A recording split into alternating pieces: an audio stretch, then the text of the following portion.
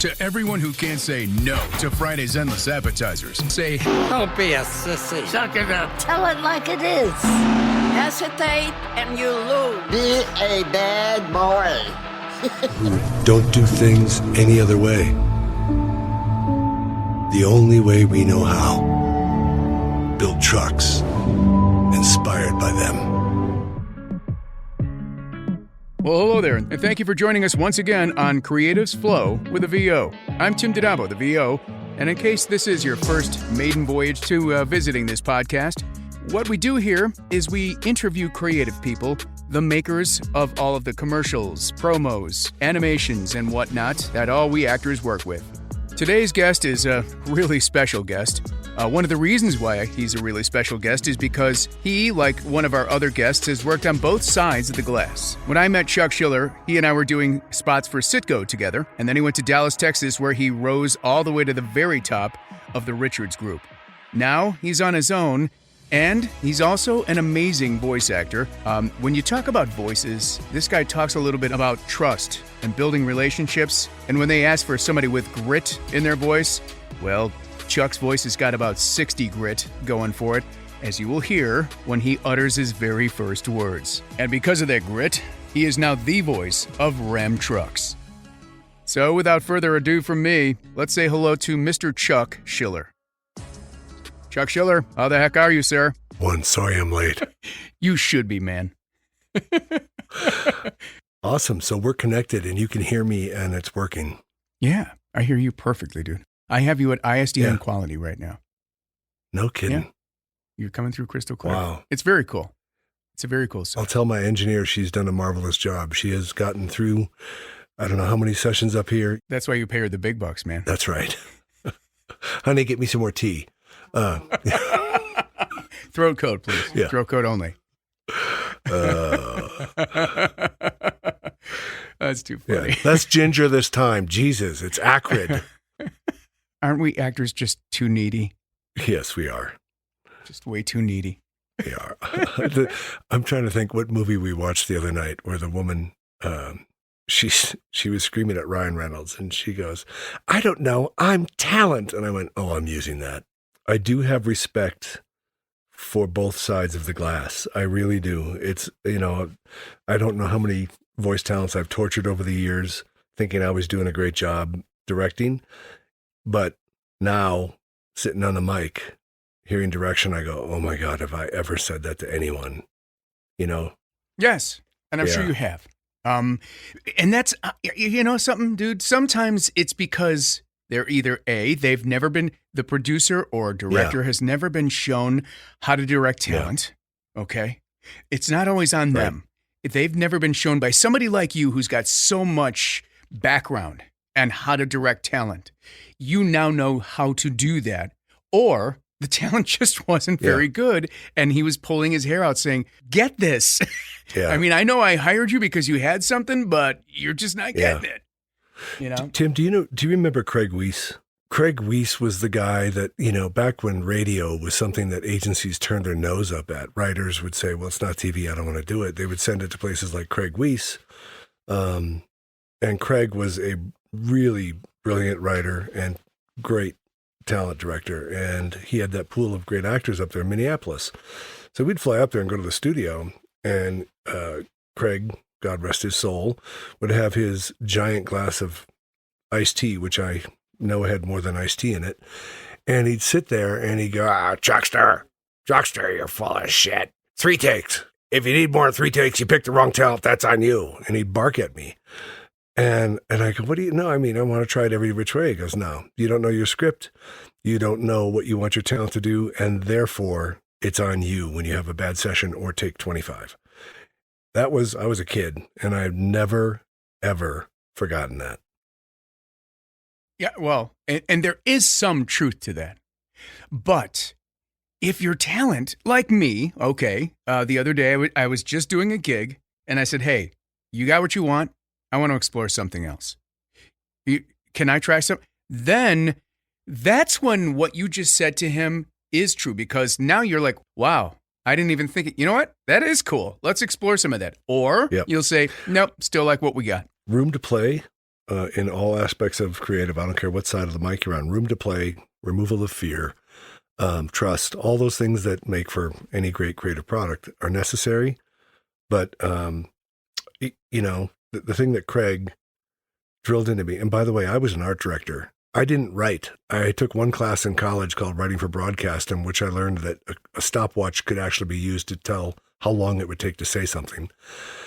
But I was an art director, and I went, wait a minute. None of the writers want to go to Minneapolis for 3 days and stay in a hotel and get fed steaks in order to produce radio.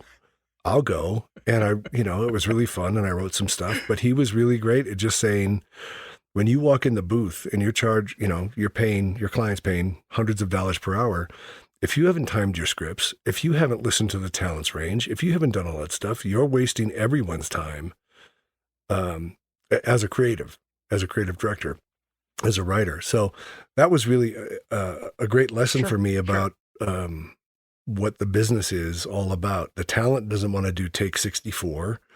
The engineer can't, this great guy that used to work for Craig, he had the 1/4-inch tape cutting strips around his neck while we were in all that stuff.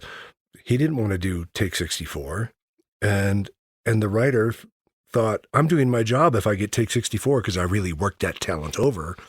And that's, that was a great lesson. And yeah, exactly. By then you've lost your talent, really, because now they're second guessing every damn word. They're second guessing, am I even the right person? And God love a great audio engineer that puts their finger down on the talkback button without you even knowing it. So that you're wondering as the talent, you're sitting in there going, oh, fuck, what are they saying in there? I see him talk. I see him yelling at each other. And he puts his finger on the talkback button and looks up at you and you can see in his eyes, don't say anything. You say something, I will never do this for you again. And I just sit there and listen to them yelling at each other about, did you time these scripts? Yes, it has nothing to do with you. Well, okay. Well, this is done. I think we got enough. No, you and me. Basically, you've answered every question in about 5 minutes.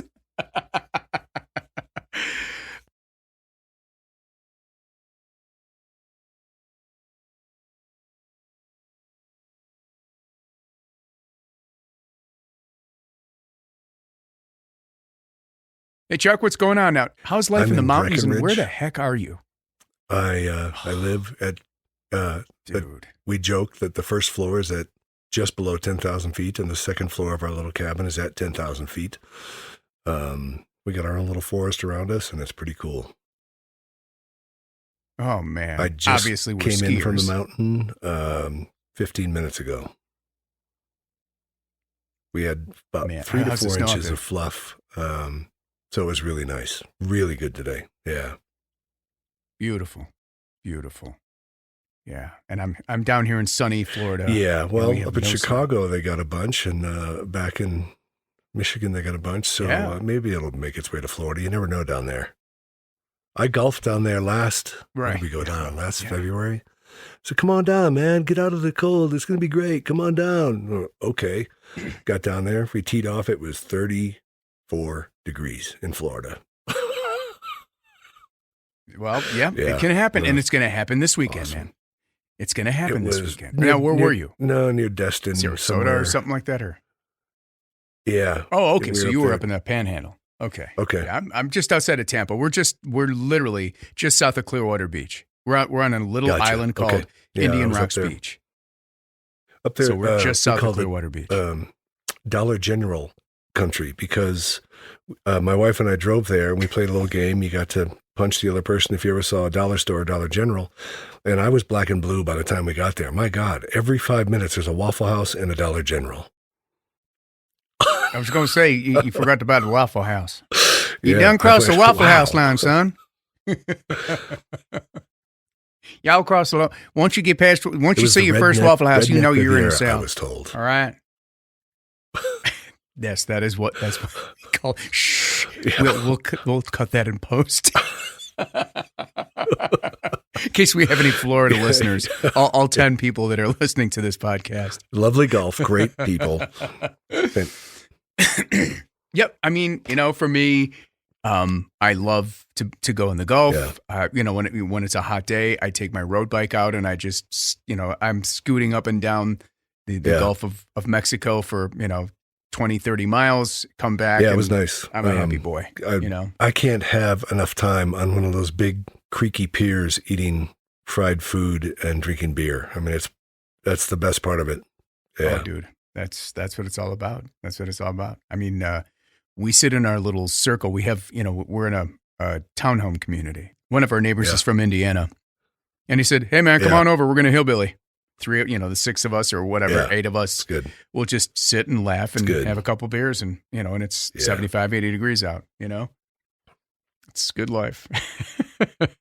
So now, where are you from? Are you from Wisconsin originally? Wisconsin, because that's where I met you. Up there, and went to school at University of Wisconsin, Milwaukee. I was an excellent student because I stayed an extra year in order to get extra smart, because I really wanted to be good at something. I didn't know what, but so I was born and raised up there. I was must have been raised by the nuns, Chuck. I could kill you with stories of the nuns. Oh, me too, my friend. Me too. Mm-hmm. 8 years of Catholic grade school. I feel your pain. I feel your pain. And all what 25 or 35. I was going to say my class was graduated 80 people. So you had a big school. Ours was teeny. We had to play all. We literally graduated with 35 Is that right? people, I think. Yeah. Maybe. You had to play all the sports, even if you sucked. You just had to play all the sports. Yep. Yeah. Hockey. We played lots of hockey. I've told people, I said, imagine now saying to a small child, you're going to go into a stranger's house with a woman dressed in black, and you're going to sit in a small room in the back of that house alone with her, and there'll only be a piano in the room, and the door will close, and she will inspire you to play music. And I go, no, not sending any kid in that room again. Back then it was cool, but now that just sounds really weird. Yes, the inspiration was a very firm ruler or a hickory pointing stick. Ta, ti-ti-ta. And I'd be like, what the hell's that mean, lady? You are a lady, right? Because I can't tell past the mustache. So, all right. So now, are you still working for Richards Group? Or again, and if we can't mention any of these names, please let me know. No, I left the Richards Group, I think last April, May, somewhere around there. I am freelancing my own company now. I decided, all right then, after almost 40 years of working for other people and doing things the way the industry was designed when I got into it, I just hit that wall and said, I want to work with people that I love. I want to work with people who want to do the kind of things that I love to do. And the only way to do that is to not have a big company that, they're good. They have their own agenda. They have their own way of doing things. But I just said, I would really like to do this unbridled. So, yeah, cool. Unbridled, yes. Well, there's the name of your company, I hope. I do, and then all sorts of horse themes, would come out of that, and it would be awful. Oh, good God. I'll have to tell you about the spot I just did when we're off the air. Excellent. Speaking of horses. Oh, excellent. For the Super Bowl, by the way. So are you living full time in Breckenridge? Okay, so you're no longer in Tejas at all. COVID came in, and my wife and I are empty nesters. The boys are on their own. They got a great life. They got great careers. And we just said, COVID is slowly blowing up the world and the way of doing things. And why don't we use it as opposed to it being a destructive force? Why don't we see if we can turn it into a constructive force? And we just said, let's fold up convention and safety and all the things that we've adhered to get through life and say, screw it. And we just sold the house and moved up here. That's really cool, man. Really cool. What a great thing to do. What a great, and you're right. The business has changed completely. I mean, let's face it, everybody's working, pretty much everybody is working remotely anyway. And maybe they come into the office once or twice a week, maybe. But otherwise, all the creatives I've worked with were working from their houses. Even this last spot I just worked on. Yeah. They were all home. On Zooms. But the ever shrinking budgets, the ever quicker deadlines, yet 6 people get on a call in order to discuss, a tagline. And you go, do we really need 6 people to listen in and talk for an hour and a half? And I've used that in some of my pitches, and I go, if you knew the salaries and you knew the overhead cost and you knew the cost structures of an agency and you knew why 6 people were in a room for an hour on top of the studio, on top of everything else, in order to make a decision that you would have made in 5 seconds, you'll understand why I carved off my own business. I'm not right all the time, but it won't cost you a fortune for when I'm wrong. Absolutely. So are you writing and producing and doing the art direction? Are you doing it all? Yeah, I mean, because I know you're cartoon. Strategy consultancy. I'm doing a lot of writing, and I have great partners for production and art direction when I need to bring them in. We do it a la carte, so you don't have anybody sitting on the payroll, and it's working really well. That's so cool. And I got to tell you, I have to believe. It's funny because one of the things I ask, and we'll get there, but one of the things I ask is, where do you see the business in 5 years? And I have to say that within, it's already starting. So maybe less than 5 years. I'm thinking it's going to be more a la carte and more boutique agencies that are doing this stuff. I mean, look what High Dive's doing. It just blows my mind. They're good. They're good. So, yeah, they're real good. Well, they're a good bunch, and some of the brightest and bestest got out and started this thing. People have asked me, what'd you see change, or when I would interview people to come work, and they said, what did you see change in your career over the 40 years? And I said, well, big machines used to need big machines. If there were 6 clients in a meeting, you brought 6 or 7 people from the agency, and it was about this sort of big machine needing a big machine to make sure that everything felt good. And there was something about that everybody said, we'll buy into. And it's millions of dollars every year. Yeah, but they got the best people and they bring them all to the meetings. And I use that analogy of the movie Troy quite often. Remember when there was like 6,000 ships out in the sea, and Brad Pitt and his band of 3 or 4 guys go, Jesus, those ships will never get to sea. We're all going to be dead by the time those ships get to sea. So he sails ahead, goes in and kills everyone. And by the time the ships get to sea, they look across and go, what happened? And he goes, well, you guys were out there being a big army, a big force. We just came in and got the job done. And that's what changed in the business is there's so few clients who can pay for that giant force sitting out there strategizing, meeting, and flying across the country, that if you can go in and kill it with 4 people. Right. And perception has changed too about how the spot should look and feel, and how to get that job done has changed as well, So when you can go in there and, like you said, be an army of one, I think they like, I hate to use this word, but I think they like the folksy feel of one guy with a great idea saying, this is, and especially if it's one of those moments where 2 or 3 of the clients are looking back at you via Zoom now and saying, wow, that's a freaking great idea. Let's run with it. How are you going to get it done? And then you tell them, I've got somebody in place here. I'll do this, and it won't cost you, $6 million to do it. You just don't need the army. No, there are clients, big organizations that need big armies. I'm not saying that they're gone. I'm just saying there's less opportunities where, I laugh at what I do now. And I think we used to get 5 to 7 people, whatever would fill the private jet, and fly to some place at 4:00 in the morning, bring in our own projectors and all of our own stuff, and put name tags on the table, and everyone would sit around and greet and smile and pour tea and whatever, have a meeting, get back on that jet, fly home, get back at 7:00 at night, and everybody would pat each other and say, great job. What did that cost? For a meeting that we now do over a text message or a quick Zoom?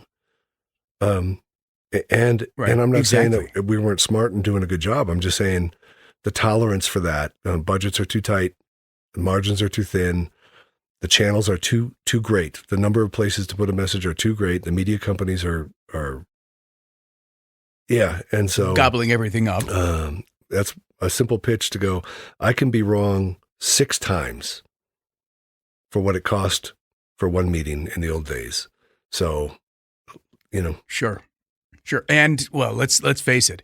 Technology changed everything, for you guys. And it took a while for clients on the client side for them to finally buy into that. And I think one of the things that pandemia has done to us is really forced that issue where they're finally sitting back saying, yes, this actually does work just fine. The spots are still getting done. Some of them are still brilliant. Sure. Not all, like any campaign, not all, but yes, the spots are still brilliant, and we're still able to have these meetings, and I don't even have to leave my jammies, So, the clients can look in, maybe they're looking in from their boardroom, yay them.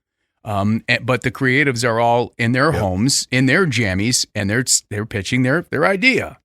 And it took the technology to change stuff. I think it took COVID, though. It was Tim, slow to move. I really do believe when we look back, 10 years from now, quite often disasters or big problems that were unforeseen become catalysts for change that we would not have adapted. I laughed every time we had one of those video calls in the meeting where we're going to go up to the video call room and we're going to log in and they're going to be on video call and we're all going to rehearse on video call. It was like no video call ever went well in a corporate boardroom. They were terrible. Yeah, I know. And then boom, COVID hits and everybody's on Zoom. Like, why weren't we doing this 5 years ago? Because we didn't have to. Mm-hmm. Right. Yeah. Even from your desk. Well, and you could back then it would have only been Skype? Yeah. FaceTime, but still, it could have been done. Zoom saw an opportunity and jumped all over. I think the COVID issues, as bad as they were for many reasons, also kicked people into a gear that they would not have taken on. They weren't comfortable doing it. They just weren't. They thought, we're spending all this money on this campaign. You're damn well going to be here, or we're going to meet, or blah blah blah. It's got to change. And for a little while, after we kind of figured out what this thing was, people are like, are you comfortable coming in the studio again? And I would be like, I could, but I also have 2 broadcast quality studios. Do you need me in the studio? If you want me in the studio, if you're going in the studio, sure, I'll be there. The only 2 times I've gone in the studio have been once at the brand new ARU in Chicago. And last year, about this time, I recorded another Halo audiobook. And I insisted on being in the studio because it's just too much, So, but other than that, I really want to do one of those audiobooks, but I have to learn to read first, which I think is going to be. It's tough, man. It's a lot of voice work. And honest to goodness, I think it would be really cool to have someone narrate the book and another couple people play the characters in the book. I've seen it done that way too. And that's, to me, A, it's a lot more interesting for the listener, and B, it's a lot more fun to do. So you'd be the narrative, and then every time a character came up, a girl would play one of the female parts, or 2 girls, and 2 guys could play all the other male parts. That'd be fun. It would be fun. I mean, because I played every character in both of the Halo books that I did, and some of them were females. So, To speak as a British woman was quite amusing, but to do it for a long period of time is quite difficult. Mine would sound like, "Oi, mate, what the fuck are you doing? Oh, chuck it." See, there you go. That's right. You need that guy too, though. You need that bloke. So, right, perfect. So, what is your creative process? When and where do you come up with ideas? Probably when you're, flying down a mountain on your sticks? I subscribe to the pickaxe and shovel method of creativity. You can't, I've been such a prick to young people over the years. I go, are you a writer or a thinker? They go, what? I'm a writer. And I go, well, then write, type. I subscribe to the method that if you want to paint, paint. If you want to write, write. Sure, you can pretend you're writing while walking around sipping whatever and acting like you're concentrating on something. There's thought process in the engine's running, which is good. But if someone says, write a song, you get out your pencil and paper and you write. If someone says, I need a commercial, you must map it out on a page so you know what goes where. I can walk in with an idea and say, could you imagine if, we had 100-year-old people telling you what they learned in their 100 years, and the one thing they tell at the end is, don't forget to be a badass. I can say that out loud, and everyone could go, that'd be pretty cool. Mm-hmm. But the real work comes on the page. If it's not on the page, it's not on the stage, my friend says. I love that. Wow. I love that. Yeah. Yeah. Yeah. Was that your spot? Because I remember that. Kind of a funny story. It was, I went through 7 meetings, internals, where everybody evaluates and says yes and no to work, and the boss tells you what's great and what's not great. And then we all got on that private jet, and about 15 minutes before we landed in Detroit, I leaned over to him and said, I'd really like 2 minutes in this meeting to put this idea on the table. Because, it's all timed out and who talks for how long and all stuff. I said, I need 2 minutes. It's a 1-sentence pitch. If it lands, glorious. If it doesn't, I've wasted no one's time. It's been killed 4 times internally. And he goes, whatever, go for it. So the Steve Jobs, go for it. What do you got to lose? Right. And said 100 years of wisdom, dropping knowledge. It sounds like it's going to be an emotional piece, but it's really, don't forget to be a badass your entire life. And that was it. And it was over. And then the words, go, triple bid, get out of here, were mentioned in a meeting. And everyone was like, don't legislate spark, man. Don't try to govern and rehearse. And like, sometimes you just need to put an idea on the table and see if somebody gets goosebumps, We lost some of that. The business lost some of that because it was because of the fear and the cost. And now if you're your own pilot, man, you can just throw an idea to a client. If they hate it, move on. It gets back to the big machine thing. There's too many egos in a big machine. Yeah. And there's too many thinkers in the big machine, and there's too much ass covering, So, yeah, I love that.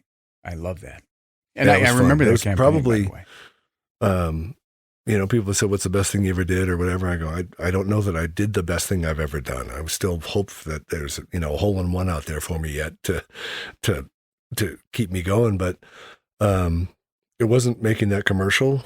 It was having the opportunity to sit with a dozen people who are somewhere between 96 and 106 and hear their life stories and their pitches to me about what I should be doing in order to live a long life, and guys who fought and lost all their friends in wars that I've never even studied. And one woman, little Polish lady who was interned at a camp that I've only read about, and she came out and she's the happiest person in the world. And I just sat with these people on a personal level, absorbing things that most people will never hear from 100-year-old people. So that was a pretty gratifying campaign. It really struck home for a lot of people to get your ass up and get out and do something. Which is one of the reasons, honest to goodness, dude, that I started this. It was an idea that gained passion for me by listening to listening to Alan Alda do his podcast and listening to Mike Rowe do his. And I was like, all they're doing is interviewing people that they've always either wanted to meet or to gain knowledge. And really, this started as a passion project to gain more knowledge about how you guys work. And my wife, God bless her, said, "Well, are you only going to interview creative directors? What if you interview people who create stuff, really cool stuff, which is why I interviewed Courtney Rue, who is a brilliant actress in her own right, but she's also a career guide, basically a guidance counselor, if you will. So she started doing that. She started acting coaching, then she started career coaching, and the way she does it is really cool. And then, of course, I talked to Robert to help me set up my Source Connect stuff. And I said, dude, That's I'd really awesome. like to interview you. Well, the ability to share knowledge that has been, So, we were all mystery people for so long because we worked in cubicles and we typed at night and things like that. And the only exchange of courage and guts was what happened in a boardroom with your peers. You never got beyond that. And so I knew Mike was a badass writer. I knew so-and-so was a great art director, strategist or whatever. But, the ability to expose inspiration through podcasts or what Netflix has done with some of their fantastic shows that take you into a chef's kitchen, more inspiration, more storytelling that lights you up. I think it's really great. I wish I had it when I was 28 instead of. Yeah, me too, man. Me too. I mean, I loved listening to Bourdain tell a story. And we're watching Andrew Zimmern, Family Dinners. Those are great stories. I mean, there's just so many really great stories. If you haven't seen Somebody Feed Phil with Phil Rosenthal. Yeah, I'm a massive fan of people who put their ass out there. Yeah. I mean, it's a risk. And I honestly just didn't want to do this for a while. Yeah. And then I was like, do it. Just, it was like my muse. There's a great book, and if you've not read it, it's thin and it's 1 page a day. It's called The War of Art. And it's by Stephen Pressfield, who wrote War of the Roses and all this stuff, but it's called The War of Art. And he calls it his muse. And he said, get out of the muse's way, and she'll always enter the room before you do. And that's basically what, somebody like you does, man. So, and me, I mean, when I walk through that booth, I open the door for the muse and let her in first. How clear your mind has to be to let that happen, because when you're preoccupied with a dozen agendas that may or may not be yours, but you're walking blind into most situations because you have all these agendas on either side of your eyes and you can't see anything. And to strip that away and say, just be creative and let the muse walk in the room before you is very difficult in the old days, because performance was often more valuable than idea. And and today I think we see movies come and go in 10 minutes. Idea is more important than performance. There are so many channels and so many ways to get podcasts, movies, whatever, videos into your life that you really have to be a brilliant spark in order to transcend the other 15,000 things that were released that day. Sure, you bet. And honestly, I'm not even sure who this is all reaching out to. I put it out on all the channels, and and I've got friends and agents passing it around. I think we get what we need to get when we need to get it. It's the old, when the student is ready, the teacher appears. And, when you're ready to listen to something like this, I didn't listen to podcasts. I mean, I think the first one I heard was Alan Alda's, and I was on my way to a mountain bike ride, and I was like, I think I want to listen to some talk stuff. So I pulled up Alan Alda's podcast and I started listening to it. It's called Clear and Vivid. And he interviews some of the most brilliant minds of our time. And of course they want to meet Alan Alda. Everybody wants to meet Hawkeye, so, and it's a great podcast, and it's about giving you, the listener, knowledge about what's going on in the world of science, literature. He has everybody on, all kinds of people from all walks of life. Cool. So, so what are you, if it's cool to talk about, what are you working on now? Is there a new campaign you're working on right now? I've been doing a lot of work with TGI Fridays. I started working with them 10 years ago. And they went through their changes and they went to other agencies, and then COVID hit and restaurants were in trouble. And I've stayed close with them for a long time, and they're phenomenal people, and trying to help them figure out how to get back in the good graces of America, or the globe actually, who are afraid to go to a restaurant. And And that's been a lot of fun. Strategy work, a lot of writing work. We've had a blast doing that. I've got a client down in Mexico that I do a ton of work for in the tourism business, and that's a blast. I imagine you need a Spanish no, speaker actually, for it's that because one. it's appealing beyond Mexican nationals. It's a big tourism brand, so ideas jump any language barrier. You know, you work on ideas and sending them things, and they can figure out how to make it appeal to all people who might be interested. But that's been a lot of fun. Those have been keeping me just busy enough in between skiing and golfing and beautiful. And Yes. what we call life. yeah. So, I mean, how are you finding talent these days? I mean, I know things are different right now, but I mean, we used to be in the room, and are you still just going through agents, or do you use another source? What are you doing? I use the network I have. I've got some, obviously been in it a long time, and I got a good group of people, and I will call agents directly, and I don't want to listen to 200 voices for something I have in mind. I don't, You bet, man. that cattle call thing of everyone can audition from their bathroom, and you get 200 voices and whatever. I call up an agent or a producer that I've worked with for years and just say, I'm looking for someone who does this very well.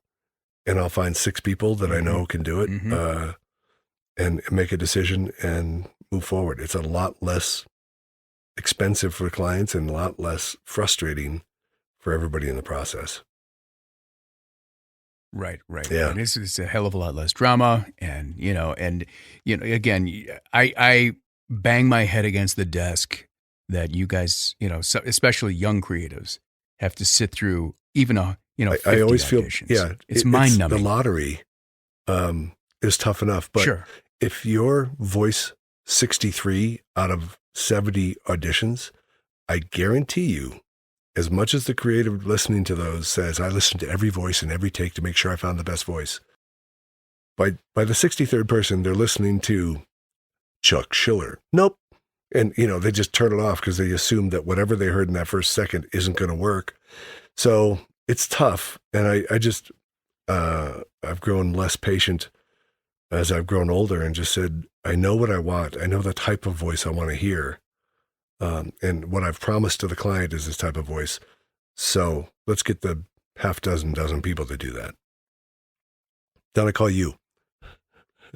I was going to say, what are your pet peeves? But now I don't have to ask that question because I think we just nailed that. That's right. Well, I mean, I know that I've heard tales that you guys will say, hey, give me 6 people who do this and do this well. And they'll say, I've got 6 more. I'm going to just put them on there. And if all 5 of the agents you reached out to do the same thing, now you've got to sift through every one of these voices, You almost feel obliged to, because who knows, if you don't hear it from the first 6, maybe number 8 will have it. I just know that my ear is less, it's like when you drink wine, the first bottle, you taste it. Oh my God, the tannins, and you talk about it. The 4th bottle, fill it up. I don't, just Jesus Christ. It's just wine. So. As I get you drunk, that's all I care about, Bob. I listen to every voice that comes to me because I owe that as a creative director and as a voice talent. I owe that to the person who took the time to audition. But if you got people like, oh, we listened to over 425 voices to find this one perfect one. Bullshit. You didn't. You skimmed through 425 voices, and you listen to a shitload of slates. Exactly. That's exactly what you said. Maybe you grab their attention with the first line. I'll tell you, I had a great surprise, Tim. We were doing when I was still at the Richards Group. One of the last big, wonderful things I was a part of was sort of the rebirth of Pf Changs. They were coming out just before COVID. They wanted to come out and reestablish. They were once a beloved restaurant in this country, and everybody, and all the chains went through what they went through. But I said the voice for this is going to be everything, because the narrator of a story about an authentic a restaurant that loves and believes in authenticity about its Asian origins, if you appropriate a culture, you're wrong. If you don't respect that culture, you're wrong. If you ignore that culture, you're wrong. Oh, and by the way, it is not just Japanese, and it's not just Korean, and it's not just Chinese. It's, so finding a voice that could sort of synthesize Asian culture and tell a great story and not be anything other than wonderful in the way they told that story was a real challenge. That was one of the toughest voice casting sessions I went through. We found this guy he's not even a real, he's not a career voice talent. He's a clothing designer. And he got on an audition. I listened to 40, 50, 60 auditions. I heard one guy and I said, who's that? Where did he come from? And the producer said, oh, I'll find out. And I said, I will have no other voice. I don't care if he's terrible at his job. His natural storytelling and his voice was it. I'm not taking no for an answer with client or anybody else. That's it. And he was phenomenal. Yeah, they're all over. Do you still have those spots anywhere? They're all over YouTube. If you type in Pf Changs, This Is Asia, or Pf Changs ramen film or bulgogi film, yeah, he was great. I hope he Hopefully is too. he's I still haven't talked to him in working. a while, but his clothing line, he's a clothing designer, and does really cool stuff. Cool. I love it. I mean, and you know what? When you've got a thing, I got into this thing because of my ability to live inside a character, but eventually, as my voice matured, I started coming into my own as a natural, a guy next door kind of guy. Yeah, so, and I was like, that's where I need to move, and then I started working more in the promo department. And so, the natural storyteller is still and always has been the guy next door, the guy in the bar standing next to you with a beer telling you, no, man, what are you guys talking about? You're nuts. Right. That's the guy that you're going to listen to when it's the right spot for that kind of voice. So let's move over to your career now. So your other career, how did you get into this? Did you say, I want to take this risk, or did you start doing demos for the agency and they said, you should be doing this? The first thing I ever did was for a women's shelter in Milwaukee a long, long time ago. And I wrote the commercial, and I was so embarrassed to actually have someone read because it was a very, very sensitive topic and very pointed in the way that the commercial was constructed. I actually grabbed my son, who at the time was about 6 years old, and I said, we're going to try this to see if it works before we expose it to anyone else, because it would be very difficult to ask people to do these things. And my role was a father overtly instructing his son how to hit women. Your grandfather did it. I do it to your mom. You're going to do it to your... And that was the concept is we are blind to the fact that this is a generational problem. And because it's not voiced as an instruction, doesn't mean it isn't an instruction that's coming from generation to generation. So that was the concept. So I got in the booth and I did it, and it resonated. And my son played the role of a small kid who had to talk about very difficult things, but I felt he could handle it. Anyway, that was the first time I did anything in a booth, and it played well, and it was interesting. Cut to Richard's group back in 2000, 2001. I handled Nokia worldwide, and North America and some worldwide. And they said, all right, put out an APB for the best voice in the world. We need to do all this stuff, find a celebrity, whoever it is. Well, I was doing all the demos and all the rips for presentations. There you go. And one of the Nokia people said, we like Chuck's voice. I said, well, I know how I want it to sound. And I have, I studied from the Mel Blanc school of sitting in front of a TV imitating people for my entire life. So I have inflection, I have time, but you need a real voice. And they went and we cast around the country and found all the celebrities. And they said, the top guy just said, no, we like yours. So that was my first gig, was the Nokia 3300. Nokia, connecting people. And I didn't know I didn't know what I was doing. I didn't have any clue how the business worked. Which was the best place for you to be in. Yeah. You know that? It was awesome because I went to the mailbox one day and I went, honey, I get money for that. I didn't really know what it was and how it worked.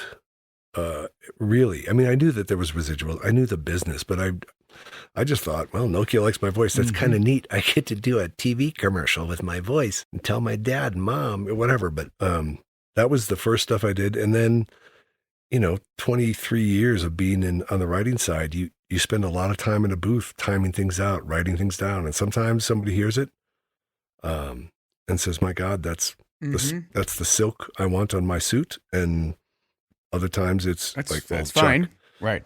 You're not it. I know. I'm just getting the timing down. Yeah. Funny. And that's why we got Julia Roberts. A funny Nokia story. This is actually, there's some people that would be amused by this. So I had a horrible back and bad back surgery. And of course, I'm laid up and I'm going into this big back surgery. And while I'm in the hospital, I get a phone call that says, hey, Nokia's, 3500 is coming out. We need to do a commercial. And I said, well, I'm kind of like it. And so a little dry mouth from the nose tube going down my throat. But yeah, I'll do it. and so my wife at the time is like, who's that? I go, nobody. Don't, it's just work stuff. She goes, I don't want you working. You need to rest. I'm like, yeah, absolutely. Well, I arranged while I was in the hospital to have half the agency's team and the crew and the audio engineers at my house when I arrived home from the hospital. And I'm laying in my bed, in my bedroom.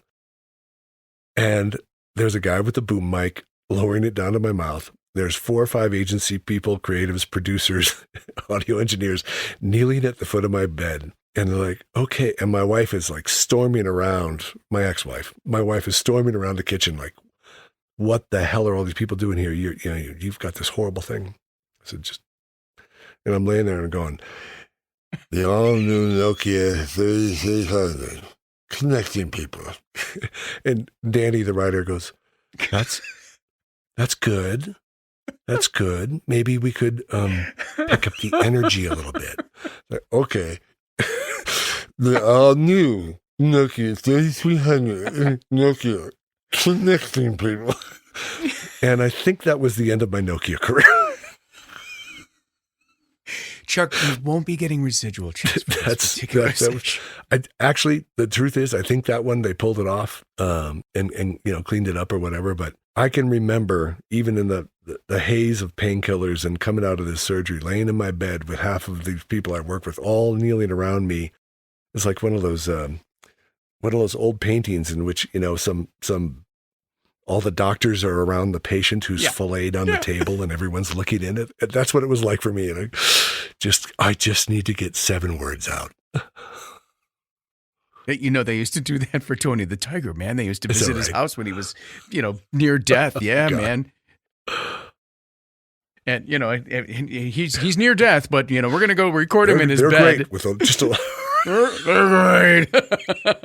Yeah. Expire. Anyway, that's how that was some of the early ones. And then, you just keep going in and doing stuff. And then one day I just said, I want to turn this into a legitimate career. I've got enough chops. I have enough credentials. I've done enough brands. I can walk in the door. I feel comfortable and I can get beat up by anybody who wants to beat me up in a booth.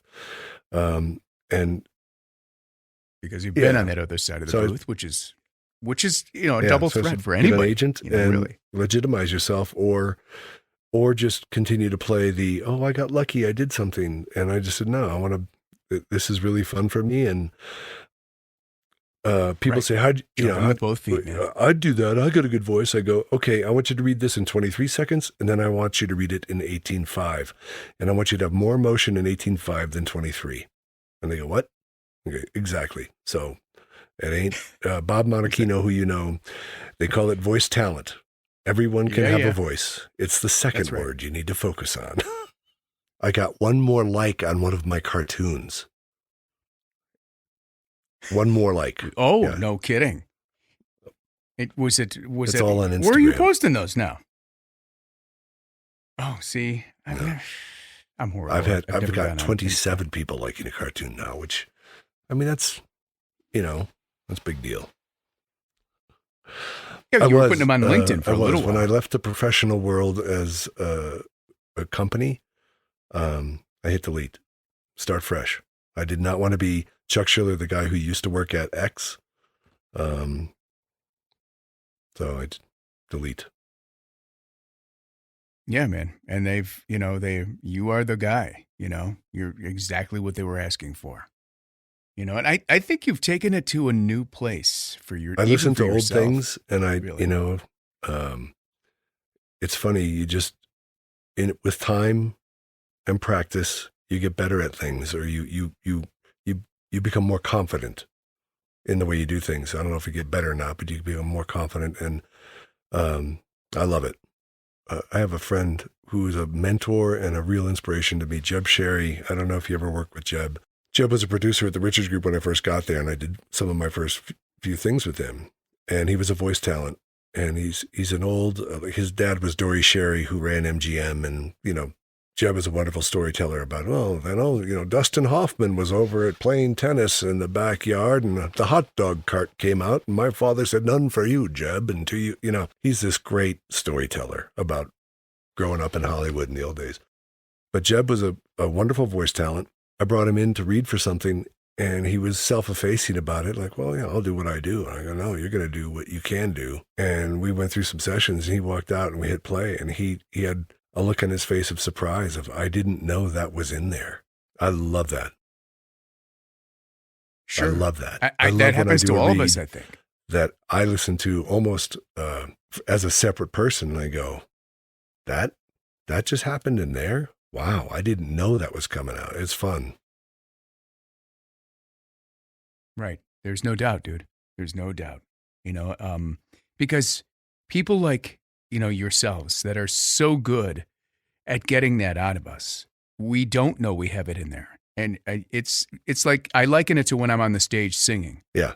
That I leave my body for a little while. It's like it's an out of body experience when you say, "Hey, Tim, try this." And I just take a breath and I go there. And that's the trust. It's a whole different world. Man. Earlier, without trust, there's no chance for creative spark. And when two people are adversaries in the, who's better, the ego of the talent or the ego of the writer or the ego of the producer or the engineer, whatever, when that's in the room, there's little trust, and then nothing can really happen except recording a voice.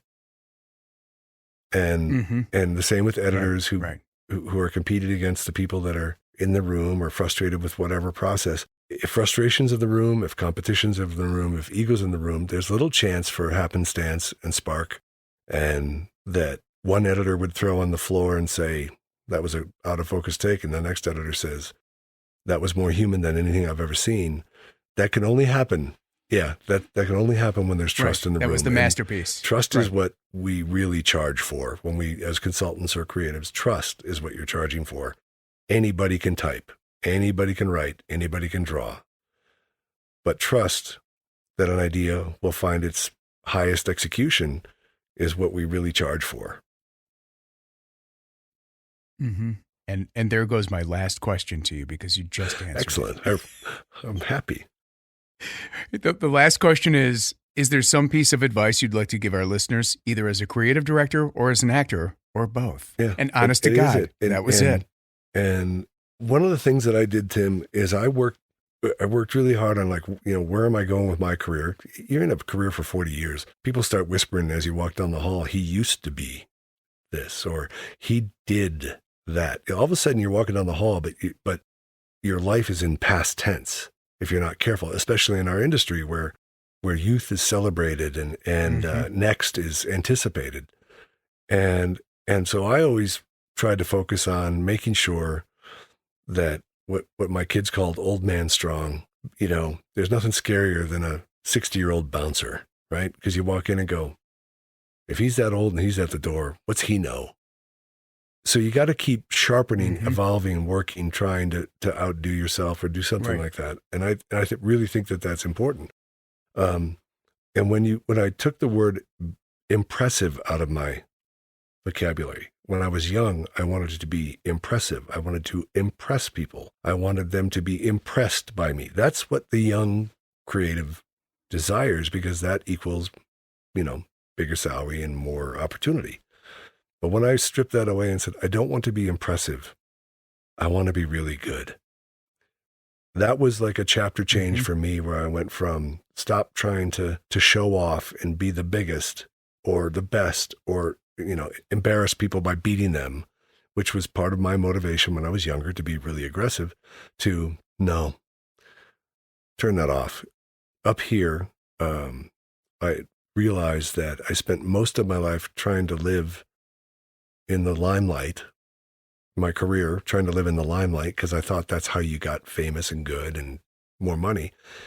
And up here, I learned that living in the shadows of the mountains, where no one knows who you are and no one gives a shit what you do, is far more satisfying to type without the spotlight, because you find out if you're good. And that's been really a good change for me, moving out of the hectic world of big agencies. And what about as a voice actor? What are you, as an actor, let's just call it that. What are you doing to sharpen the pencil? I'm auditioning for things that I won't get. If it comes to me, now if it says energetic, youthful, and positive with, a great sense of timing and humor, I say, well, I'm pretty sure this isn't what they're looking for, but I go in and I do my auditions and I try to see if I can find something that makes me horribly uncomfortable. Because everybody, look, if you're good at doing layups, you do layups because you're good at them. And that's the way you end up stalling. But if you say, I need to work on my left hand, or I need to do work that, on my trays. Go, well, I'm going to suck for the next whatever. Yeah. Sucking is how you succeed. Everyone knows that. It's in every book ever written by anybody about success. Sucking is how you succeed. So go suck, go fail, go do something that you know isn't going to work. However, pay attention to the little riser that you went through to get there. So I try some auditions and things that I just don't think I'm right for. But you try them your way. I tried. That's just it. I'll do it my way. Yeah, exactly. Courtney Rue gave me a really cool insight from another actress. And she said, sometimes when something comes to me, just the way you said, where you're gonna look at it and say, well, that's not me, or I might suck at this, she'll write out her own descriptor. Oh, that's good. She'll take the spot and say, okay, then I'm going to write out my own descriptor of how I would play this. I probably won't get it, but at least I'm giving them something different. I'm giving them the best me, the best real me for this spot. Yeah. So for me, if I was to direct you in a spot that said youthful energy, comedic timing, blah, blah, blah, I would want you to just be you, the gruff, dry you, because sometimes that can be really, really funny, or it can be excited, or, get what gets you excited, know? Skiing down a mountain. All right. So you're skiing down a mountain. I mean, those are the places I need to go when I think I'm going to suck at something. Yeah. I try to get out of my box. What is the Avett Brothers lyric? Decide what to be and go be it. I love that. You can decide what to be and then go be it. Or you can decide to be what you've been. And I think a lot of people stay in their comfort zone, right? A lot of guys want to have the same feeling they had on their prom night, like my hair looked good and everything was right. And I don't want to disrupt that because it was great, but you decide what to be. Then you go be it. It's a lot more interesting for me. And I'm okay with failure now. I wasn't okay when I was younger. I didn't like, egg on my face. But now you just say, look, it's part of the deal. If you put it out there, you might get rejected. So what? Yeah. When I coach young actors, whether it's in a group setting or a one-on-one, this is 101. And I say, hey, welcome to the business of rejection. If you don't like rejection, you've just gotten into the wrong damn business. Mine is, if you don't like to get tackled, don't play football. Right. This is a contact sport. You're going to get hit. It's going to hurt. It's part of the joy of I'm a painter. I'm a cartoonist. People go, well, are you really? I go, yeah, I am really. And you know what? I'm okay with you not liking something I do. It's a restless energy that I can put into lots of different forms, and it's fun. And sometimes you suck. Sometimes you're awful. And if you think that's the end is failure, that is indeed the end. You failed. So I agree. And it's always a joy when you find somebody. I've known you a long time, but somebody who goes, hey, I kind of get off on the stuff you get off on. I giggle at the shit you giggle at, and you turn it into a lifelong, maybe we should try something else. It'd be kind of fun. And Absolutely. That's been my whole career. I believe we all have to look at what's next. Otherwise we're going to sit on our ass and just, wait for death. I agree. And when people said, why'd you move to Breckenridge? I said, because my dad died very young and my mom died very young. And my mom wanted a lake house when she was married, and my dad said someday. And then they both died very young. And you know what? You don't ignore a lesson like that. You decide what to be, and you sure go be it. And I wanted to be a guy who said, I want to live in the mountains, and I want to ski however many times and snowshoe and climb up faces that scare the shit out of me. I did a run today that I've never done before. It scared the shit out of me. You know what? I got down to the bottom. I didn't think, oh, good job. I was just happy. So sure. You never feel more alive when you do career that, man. Career folks you never gotta feel do more that. alive. You gotta stop thinking, how do I get down something safely? You gotta go, no, go do the scary thing. You'll be happy. Happy is what we're addicted to, not success. And yeah. Right. Pure joy. Pure joy. All right, before I let you go, mister, I didn't send you these on purpose. These are 3 lightning round questions. Are you ready? If you weren't doing this, what would you be doing? Well, okay. But you are painting. You mean you'd be doing that full time? I would invest in a studio. I haven't yet to find a place to paint up here that I can turn into a true studio, but I would, the one thing I haven't done in my life is commit to art. I have always been an artist and played with art and done lots of paintings and drawings, but I have never committed to the vulnerability of being an artist. And that's something I want to do before, I expire. Well, it sounds, did you say you started painting already? And selling work and doing it for joy and giving it to family members for most of my life. It is the one thing that I've done. When people say, what do you do as naturally as breathing? I say drawing, art, painting. It is my true love. It is the one thing I put aside for my 40-year career. I couldn't do it. I did it at nights. I did some paintings. I did some, but I never committed to it. I just did it. And there's a difference. And if someone said, yeah, here's a barn, it's near your house, don't worry about it, go fill it up with artwork, I think that's the one thing that I have unfulfilled in my life, is a commitment to being an artist. Awesome. Maybe man. sucking at That's it, but really, committing really to awesome. That's all right, man. For me, it'd be fantastic. You know what, bike guy. Tim? I took a mountain biking this year. I got a full suspension bike up here, and I said, this is nuts at my age to say, I'm going to learn to mountain bike and fly down mountains and go over rocks and stuff like that. The first time I did, of course, I crashed. And I went, that's what crashing's like. Okay.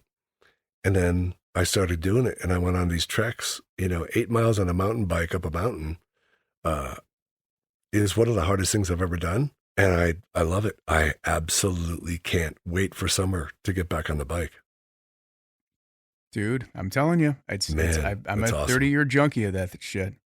30 years, well, then if you haven't purchased one yet, I suggest that you wait and get yourself an e-bike, because I got one up here right away because I live at 10,000 feet, and to get to my house is a hell of a haul in a non-e-bike. So I can go biking on the e-bike and still get back up the mountain to my house. They're awesome. Yeah. Right. Exactly. And then bomb down. Awesome. Good for you, bud. That's just great. Yeah, I love it. It's hilly where I live, just outside of Chicago, but it's nothing like what you got, man. See, and I finally took the ski lift chair. Yeah, I haven't done that yet. And hung the bike on the side of that. Yeah, I went up. You go up with the ski lift chair, and then you can bomb down. I have ridden up a few times and it will kick your ass. Mostly for me because unlike you, I don't live there. Man, there's no oxygen, man. You get on the bike, you're like, ditch and said, okay, it's okay. The snow will come soon. That's and right. You'll find me in the spring. When your lungs are inside out, like snot bubbles coming out of your nostrils, it feels like your lungs are just going. But when you survive it and you get home, it is happiness. Yeah, man. Yeah. Well, question 2 then. Where do you see advertising in 5 years? And I think we've covered that because we kind of talked about that. Advertising and advertising agencies have been confused for a very long time, Tim. Advertising is as old as man, right? You got a reputation for making the clay pot. You put your name on the bottom of it. Everyone knows your clay pot's good. There's this thing called quality or pride in a brand or product. It's always been there.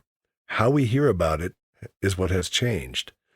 And if you would have told me that I would get 53 ads on my Instagram that know exactly what I like, I would, 10 years ago, I'd have said, you're crazy. No one will know what I like. Well, they do. So back at William Eisner, when I was working there a long time ago, 25, whatever years ago, someone came in with this book called 1-to-1. It's no longer going to be mass. It's going to be 1-to-1. Well, I was like, how are you going to know what everybody wants? What kind of cereal everyone likes to eat? It's like, that'll never happen. Yeah, well, my Instagram feed knows what I like to eat for breakfast. And I think that ability to have one idea that appeals to 1 million people has been slowly devolving into an idea that appeals to a person. I don't know how finite that can become. I don't know how much more we can know about people before it gets really super creepy. It's already kind of creepy. It sure is. Our phones are listening to us. I think that advertising will always remain exactly the same. Create story-worthy X, and that story will propagate beyond the manufacturer's site and become popular or cultish or whatever it is. It'll continue to be exactly the same. It's just the technologies and the ways that we hear about it and storytelling devices are what's going to change. And I have no clue how that's going to go. I can't fathom how we'll be any more intimate with people than literally selling them a truck or a sandwich while they're in bed with their wife, which is where everybody's looking at their phone. Mm-hmm. Right. Right. Exactly. Yeah. Or watching TV. So I don't know how we'll become more intimate than that, but advertising will be exactly the same. Storytelling, a product that needs legend in order to become popular. I don't think that's going to change at all. So I'm happy to always be a storyteller.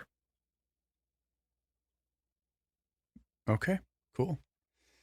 Well then, sir, the very last question I have for you is, where do you see yourself in 5 years? I hope in 5 years I am a really calm guy.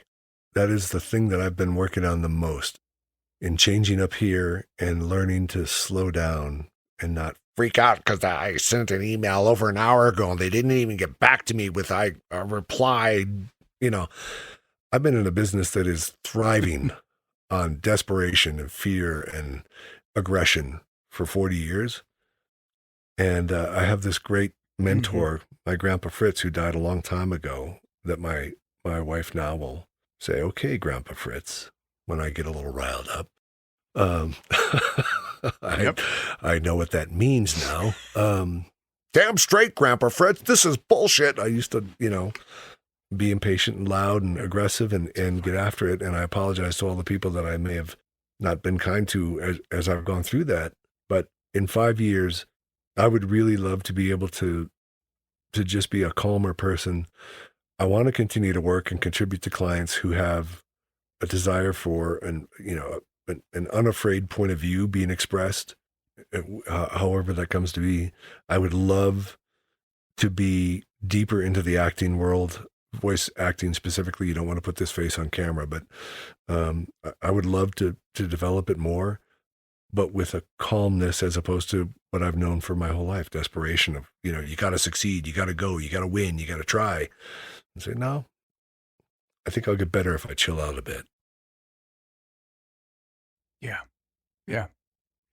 Well, that's funny because hearing your work as an actor in the last few years, I would have never guessed that you were, getting that you were easily Yeah. frustrated. Let's say you sound like the mountain No, man that you are I now. You sound like the am a lot 60-year-old calmer bouncer today than I was a year ago, and a couple of years ago. But I go back to that Troy movie. Look, if you tell me I got to go kick someone's ass, if you tell me the job is to go in there and do that, you kind of got to get geared up for that. You got to, you can't just sort of nonchalantly go in to the challenge. So I used to, like I said, I came from the shovel and pickaxe school of advertising, go in and fight and pound and drive and dream and demand and do all those things.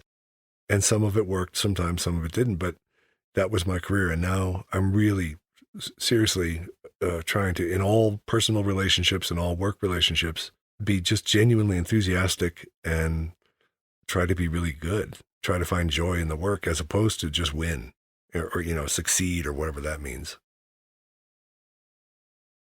Dude, I got to tell you, you just speaking with you for these few minutes is reminding me why I got in this business in the first place, and honestly, it is, because you do this long enough and sometimes you forget why you got into it in the first place and how to really keep it close to the heart. There's a lot of good people in our industry, Tim. There's a lot of really good, hardworking, spirited individuals with great ideas. I just hope that this technology evolves so that those ideas get faster exposure. We get more opportunities. I think that's one of the cool things. We used to make one commercial and run it all year. Now we make 40. That's creative. That's creative opportunity. And yeah, some, 6 seconds, whatever, you get a little annoyed by the constraints of the media choices out there. But the truth is, I would make one Mama Celeste commercial. I would work on it for months. They'd test it for another 4 months. We'd produce it for a month and a half and it'd run for 3 weeks. And that was victory. And now I'll go do, like, if you see the Pf Chang stuff, I can send you a link. You see the Pf Chang stuff, like, no, just go make brilliant things and get them out there and keep making them affordably so the brand stays relevant and exciting. That's what people love. They love to be constantly titillated, not advertised to. So there's a lot of brilliant people in our industry. I have a great deal of respect for all the mentors that kicked my ass along the way to become better. But I think our obligation as senior statesmen now, people who've been around it, is to make sure that you do what you're doing with the podcast and you go talk to some young people and you help them get over themselves and find joy in the work instead of frustration. That's right. That's right. And, it's the old, you either get it or you don't because. You get the gig or you don't because. It's really that damn simple. It is. I got into it for money when I was an intern at an agency. I didn't know what an agency was, and I heard these guys drinking wine on Friday afternoons. I said, "What do you make?" I was doing all their renderings, and I was just a putz artist. And I said, "What do you make?" They're like $60,000. I said, "I was working construction. I was a bouncer. I was working security, and literally getting my life threatened on a regular basis for $8 an hour or whatever." I said, "So you work in air conditioning, drawing pictures of pots and pans, drinking wine on Friday afternoons, and you make $60,000 a year?" Yeah. And they said, back then that was huge money. Okay. Where do I sign up for this? Because I'm doing all your fucking work. I'm drawing all your stuff. I mean, what is this? And I didn't know the industry at the time, but that was the apple I bit into was, you get to work in air conditioning. I was making $9,000 a year doing what I was doing. I get to make $60,000 a year and I work in air conditioning and no one's taking a swing at my head. Well, I've had a few storyboards thrown at me, but that's still not really a threat. Got some serious paper cuts on your cheek. But that was it. And I've been into it and I thought that was, that was the beautiful industry back in 1984 or whatever it was that it was all spark, idea, and profit. And, man, I've had a blast with it. Mm-hmm. Yeah. Yeah. I think we both have, dude. Or we wouldn't still be doing it. We still wouldn't be charged to get up every day. Although I am thinking about applying for a job, at a butcher shop up here. I love to cook, and there's a job. They have a shortage of personnel up here. And I thought, I might go apply for a job as a butcher. Just if sort of that Ayn Rand moment in your life where you go, there's something greater that I could do than what I've done. So I might go apply for a butcher shop. We'll see. But if they say you need to come in on Tuesday, I go, dude, there's like 6 inches of snow out there. I'm not coming in. That might be a problem, but we'll see. And for me, it would be yes, Home Depot greeter. Hi. What you working on? Hi there. What you working What can on? I find for you, sir? Oh, yeah. Boy, do we have paint. Perfect. All right, brother. Well, thank you so much for joining me on this thing. I don't want to take another moment of your time. Honey, get me some more tea. Yeah. Yeah, right. His voice is starting to lose its rasp. None of that ginger. Oh my God, it's so acrid. You're a nut. Oh, it's good to catch up with you either way. Podcast or not, it's good to catch up. You too, Chuck. You too. You take good care, man, and I'll hear you. I'll hear All right, you see again too. soon. Bye. All right, brother. Peace. Bye-bye. Well, did I tell you? I knew he was going to drop a whole lot of knowledge on us. That was Chuck Schiller, and his words of wisdom have really kind of inspired me too. And I hope they did you too. And did I tell you about the voice? It's like sandpaper smoothing your eardrums, isn't it? On our next show, we are going to interview the people who invented source elements, Robert Marshall and Rebecca Wilson. And I'm sure if you've been a voiceover longer than 5 minutes, you know exactly what Source Elements and Source Connect is. And it'll be a really interesting thing to hear about, its inception, where it is, and where it's going. So until next time, this is Tim Didabo. Find your creative flow. Till then,